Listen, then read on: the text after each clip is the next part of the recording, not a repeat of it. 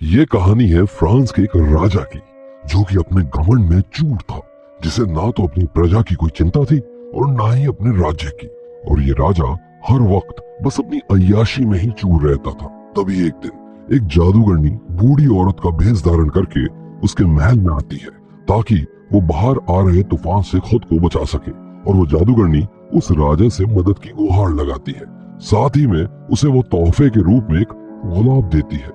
लेकिन वो राजा अपने घमंड में आकर उसकी एक नहीं सुनता है। तभी वो जादूगरनी उसे अपना असली रूप दिखाती है, जिसे देखकर वो राजा डर जाता है। और तभी वो जादूगरनी उस राजा को एक बीस्ट बनाने का श्राप देती है। साथ ही में वो उस पूरे महल को भी श्रापित कर देती है, जिसकी वजह से उस महल में काम कर रहे सभी लोग श्रापित हो जाते हैं। और साथ ही में वो जादूगरनी उस महल से जुड़ी हर याद को आसपास के सारे इंसानों के मन से गायब कर देती है। और इस श्राप को बस तभी तोड़ा जा सकता था जब कोई इंसान उस बीस्ट से सच्चा प्यार करने लगे। लेकिन ये सब तभी तक हो सकता था जब तक जादूगरनी के दिए हुए उस गुलाब का आखिरी पेटल नहीं गिर जाता, जिसके बाद वो राजा हमेशा के लिए वैसा जानवर ही बना रहेगा।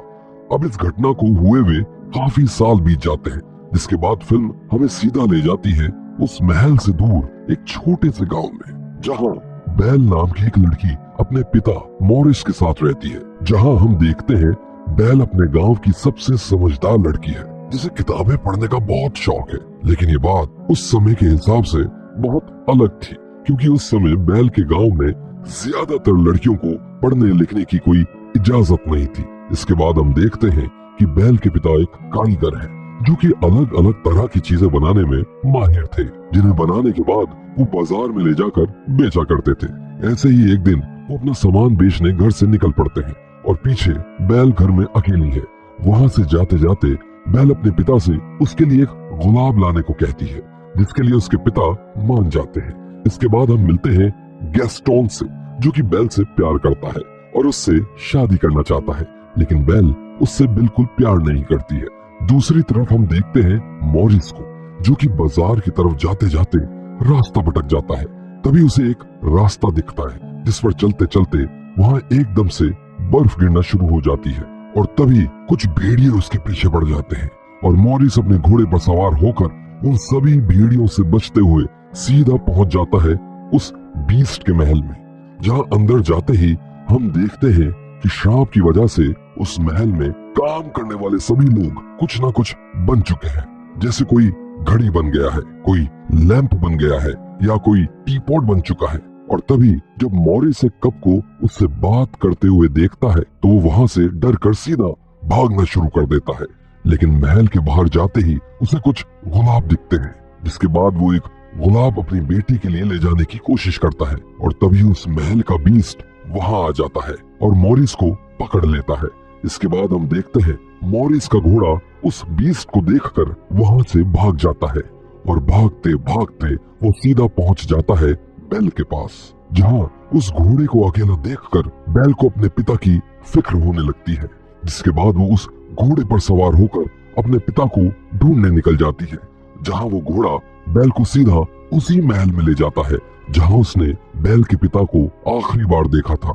इसके बाद बेल वहाँ पहुंचकर उस महल के अंदर जाती है, जहाँ उसे पता चलता है कि उस बीस्ट ने उसके पिता को सिर्फ एक गुलाब चुराने के लिए जिंदगी भर जेल में रहने की सजा दी है। तभी वो बीस्ट वहाँ आता है और बेल उसे जेल का दरवाजा खोलने को बोलती है, ताकि वो आखिरी बार अपने पिता को गले लगा सके। लेकिन मॉरिस को गले लगाते लगाते बेल अपने पिता को जेल से बाहर धक्का देकर खुद उस जेल में बंद हो जाती है और अपने पिता को आजाद कर देती है। जिसके बाद वो बीस्ट मॉरिस को वहां से ले जाकर महल के बाहर फेंक देता है।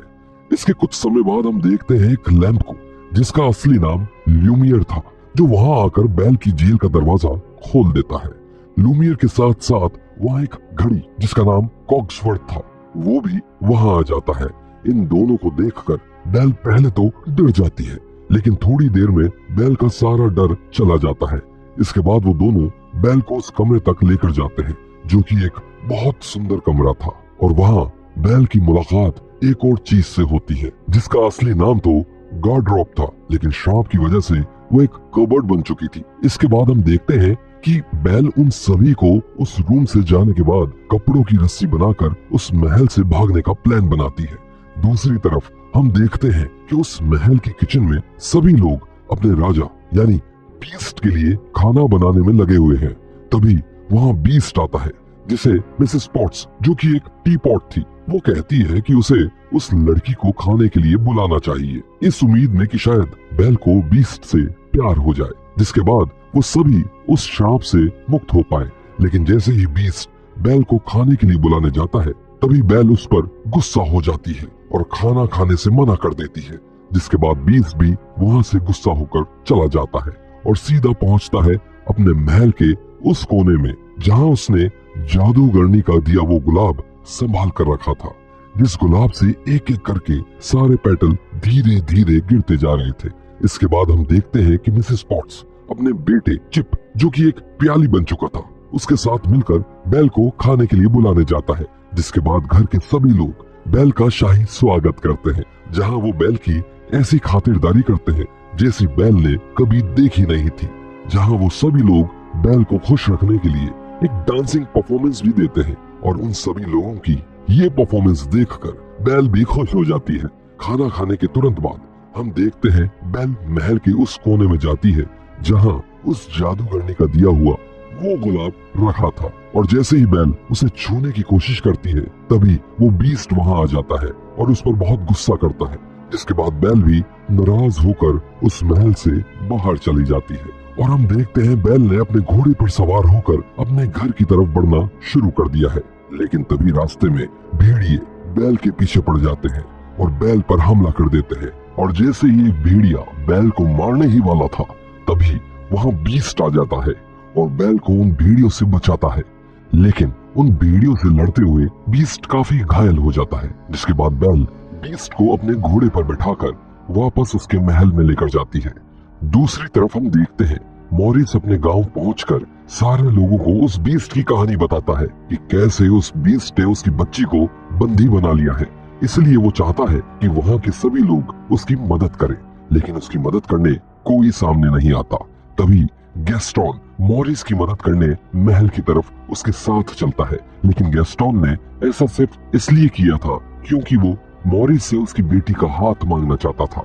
अब वो सभी जंगल से होते हुए उस महल की तरफ जा रहे थे कि तभी हम देखते हैं मॉरिस को महल का रास्ता नहीं मिल पा रहा है, जिसकी वजह से गैस्टोन गुस्सा हो जाता है और उन दोनों के बीच कहासुनी हो जाती है, जिसके बाद गैस्टोन गुस्से में आकर मॉरिस को पंच मारकर बेहोश कर देता है और मॉरिस को रस्सियों से बांधकर वहां से चला जाता है ताकि भेड़िए रात को आकर मॉरिस को खा जाए।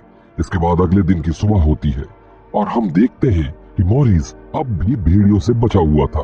तभी वहाँ एक औरत आती है जिसका नाम एगेथा था, जो उसकी रस्सियां खोलकर उसे अपने घर लेकर जाती है, जहाँ मॉरिस बाहरी ठंड से बच पाता है। दूसरी तरफ हम देखते हैं बेल बीस्ट का अच्छे से ख्याल रख रही है और उसकी हर प्रकार से मदद करने की कोशिश कर रही है। तभी बेल को घर के लोगों से पता लगता है कि अगर उस गुलाब का आखिरी पेटल भी गिर गया तो वो राजा हमेशा के लिए बीस्ट ही बना रह जाएगा, साथ में घर के भी बाकी सभी लोग अपने असली रूप में कभी वापस नहीं आ पाएंगे। इसके बाद हम देखते हैं अब धीरे धीरे बीस्ट और बेल के बीच सब नॉर्मल होने लगा था और धीरे धीरे वो एक अच्छे दोस्त बनने लगे थे। तभी बीस्ट बेल को उस महल की लाइब्रेरी में लेकर जाता है और क्योंकि बेल को किताबें पढ़ना बहुत अच्छा लगता था, इसी वजह से वो इतनी सारी किताबें एक साथ देखकर बहुत खुश हो जाती है। इसके बाद बीस्ट बेल को एक ऐसी किताब दिखाता है जिस पर हाथ रखकर वो जहां जाना चाहे वहां जा सकती है। इसके बाद बेल उस बुक का इस्तेमाल करके सीधा पहुंचती है पेरिस, जहां उसके माता पिता रहा करते थे, और वहां बेल को पहली बार पता चलता है कि उसकी माँ की मौत प्लेग महामारी से हुई थी और बेल को इसी महामारी से बचने के लिए उसके पिता सब कुछ छोड़कर वहां से चले आए थे। दूसरी ओर हम देखते हैं मॉरिस फिर से अपने गांव में पहुंचता है, जहां पहुंचकर वो सभी लोगों को गैस्टोन का असली चेहरा दिखाने की कोशिश करता है, लेकिन गैस्टोन अपनी चालाकी से मॉरिस को भी सबके सामने पागल साबित कर देता है, जिसके बाद वहां के लोग मॉरिस को पागल खाने में डालने की कोशिश करते हैं। दूसरी तरफ महल में हम देखते हैं कि बेल और बीस्ट डांस कर रहे हैं। थोड़ी देर डांस करने के बाद बीस्ट देखता है कि बेल को अपने पिता की याद आ रही है। जिसके बाद बीस्ट बेल को एक ऐसा आईना दिखाता है जो दुनिया की हर चीज दिखा सकता था। जिसके बाद बेल उस आईने में अपने पिता को देखती है जिन्हें गांव के लोग पागल खाने भेजने की कोशिश कर रहे थे। तभी बेल अपने पिता के पास जाने का फैसला करती है और बीस्ट उसे वो आईना तोहफे में देता है। इसके बाद बेल अपने गांव पहुंचती है और सबसे उसके पिता को छुड़ाने की गुहार लगाती है। जिसके बाद बेल उस आईने की मदद से वो सबको दिखाती है कि उसके पिता पागल नहीं है, बल्कि उस महल में सच में एक बीस्ट रहता है। जिसके बाद गैस्टोन बेल से वो आईना छीनकर सारे गांव वालों को उस बीस्ट के खिलाफ भड़काता है, जहां वो उनसे कहता है कि वो बीस्ट पूरे गांव के लिए खतरा है और उन सभी को मिलकर उस बीस्ट को मार देना चाहिए। जिसके बाद गैस्टोन बेल को भी अपने पिता के साथ जेल में डालकर सारे गांव वालों को लेकर उस महल पर हमला करने के लिए निकल पड़ता है और थोड़ी ही देर बाद वो सभी महल का दरवाजा तोड़कर महल के अंदर घुस जाते हैं, जहां महल के सभी लोग उन पर हमला कर देते हैं ताकि उन्हें महल से बाहर भगा सके।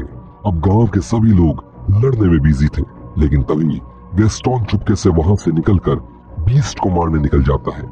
दूसरी ओर हम देखते हैं कि बेल अपने पिता की मदद से जेल का ताला खोलकर गांव से सीधा महल की तरफ जाने लगती है। तभी महल में हम देखते हैं कि गैस्टोन बीस्ट के पास पहुंचकर उस पर गोली चला देता है। जिसके बाद बीस्ट वहां से भागने की कोशिश करता है और तभी वहां बेल भी पहुंच जाती है और गैस्टोन को रोकने की कोशिश करती है, लेकिन गैस्टोन उसकी एक बात नहीं मानता है। इसके बाद बीस्ट बेल को महल में वापस देखता है और उसकी सारी निराशा खुशी में बदल जाती है। लेकिन जैसे ही वो बेल से मिलने जाता है, गैस्टोन उसका रास्ता रोक लेता है।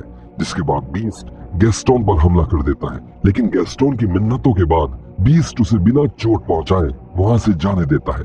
इसके बाद बीस्ट बेल से मिलने पहुंचता है, लेकिन तभी पीछे से गैस्टोन वहां आकर उस पर एक के बाद एक 2 गोली चलाता है, जिसकी वजह से बीस्ट बुरी तरह घायल हो जाता है। लेकिन तभी गैस्टोन जिस प्लेटफॉर्म पर खड़ा था वो टूट जाता है और गैस्टोन वहां से नीचे गिरकर मर जाता है। दूसरी तरफ हम देखते हैं कि बीस्ट अपनी आखिरी सांसें बेल के सामने ले रहा है और तभी जादूगरनी के दिए उस गुलाब का आखिरी पेटल भी टूट कर गिर जाता है। जिसके बाद बीस्ट के साथ साथ महल के सभी लोग भी हमेशा के लिए वैसे ही रहने वाले थे। बीस्ट की ये हालत देखकर बेल बहुत रोने लगती है और ये भी मान लेती है कि उसे बीस्ट से प्यार है। और तभी वहां एगेथा पहुंचती है और हमें पता चलता है कि वो और कोई नहीं बल्कि वही जादूगरनी है जिससे ये कहानी की शुरुआत हुई थी। इसके बाद एगेथा उस बीस्ट को फिर से वही राजा बना देती है जो वो पहले कभी हुआ करता था और वो राजा पहली बार अपने असली रूप में बेल से मिलता है। इसके बाद हम देखते हैं कि अब धीरे धीरे करके उस पूरे महल की चमक वापस आने लगी है और जिसके बाद उस महल के भी सभी लोग एक एक कर अपने असली रूप में वापस आने लगते हैं और धीरे धीरे सारे गांव की भी यादें वापस आ जाती हैं और वो सभी उनको पहचान लेते हैं। इन सब चीजों के बाद वहाँ एक बड़ी पार्टी का आयोजन किया जाता है और जहाँ बेल और वो राजा खुशी खुशी बाकी सभी के साथ डांस करते हैं और आखिरकार अंत में सब कुछ ठीक हो जाता है। तो ये थी beauty and the beast film की सारी कहानी। आपको ये कहानी कैसी लगी हमें कमेंट्स में जरूर बताइएगा।